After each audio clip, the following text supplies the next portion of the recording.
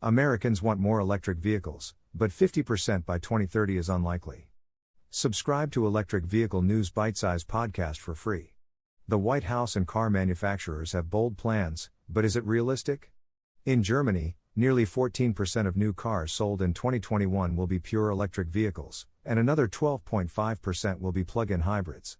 Britain has a plethora of battery electric vehicles, accounting for 11.6% of new car sales last year. They are also buying more electric vehicles than ever in America. But BEVs still make up just 3% of the new car market in 2021. This is a concern when it comes to the country's ambitious goal of electric vehicles making up half of all new car sales in less than a decade. Advocates for transportation and climate change had hoped for a comprehensive plan to decarbonize the way Americans travel across the country, but like many ambitious plans, the push failed to survive contact with the U.S. Senate. What has been agreed is a new federal policy that says that by 2030 half of all new cars and light trucks should be zero-emission vehicles, hybrid electric, plug-in hybrid and fuel cell electric. Plus $7.5 billion for more electric vehicle chargers.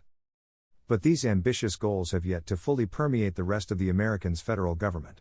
Despite heavy criticism from the White House and the Environmental Protection Agency, the USPS will initially only procure 5,000 electric vehicles to replace 50,000 to 165,000 delivery trucks. The good news for those hoping to see increased electric vehicle adoption in the U.S. is that consumer interest is greater than ever. Online car retailer CarMax said customer searches for electric vehicles will rise steadily from 2021, as will test drives. Both trends increased significantly between February 2022 and March 2022. Gasoline prices rose an average of 66 cents a gallon over the same period. Switching to an electric vehicle isn't a particularly cheap option when buying a new car, especially since many automakers are focusing on the lucrative premium segment when launching new electric models. Those looking for a bargain, on the other hand, rarely buy new cars, with CarMax pointing to the Chevrolet Bolt, BMW i3, and Nissan Leaf as three popular electric vehicles that all sell on the used market. Still, CarMax's most popular electric car is the Tesla Model 3, with an average price of $49,440. The easiest way to convince someone of the superiority of electric vehicles is to put them together for a few minutes. J.D. Power confirmed this idea again with another study of car buyers' attitudes towards switching to electric vehicles.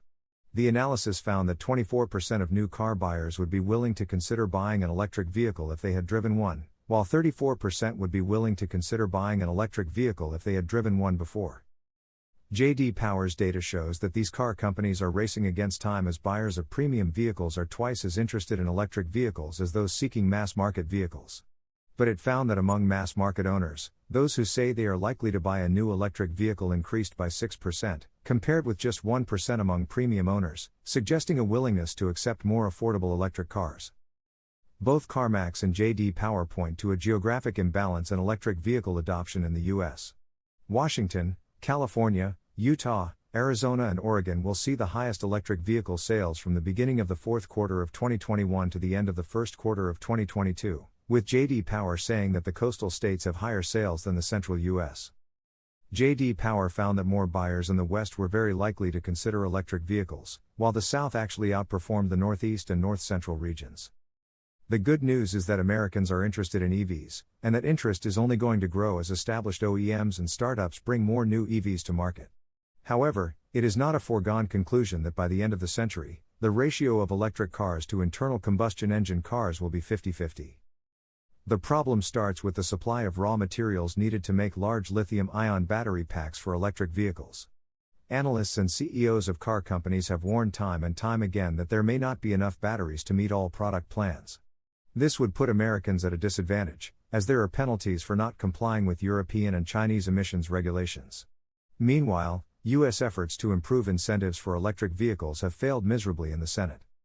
In other words, if a company only has enough batteries for 70% of its needs, it will prioritize these EVs for use in Europe and China. The U.S. cannot achieve its transportation climate goals without more ambitious state and federal policies to encourage greater adoption of electric vehicles. Please give Electric Vehicle News Bitesize podcast a 4 or 5-star review. It would be very much appreciated. Subscribe to the Electric Vehicle News Bitesize podcast for free on Apple Podcasts, Google Podcasts, Overcast, Deezer, Breaker, Castbox, Pocket Casts, Radio Public, Stitcher, Amazon Music, Audible, Ghana, Samsung Podcasts, Google News, and the Electric Vehicle News Bitesize Alexa skill. For more articles and episodes, visit Power Limit device launched by Octopus Electric Vehicles. Subscribe to Electric Vehicle News Bitesize podcast for free.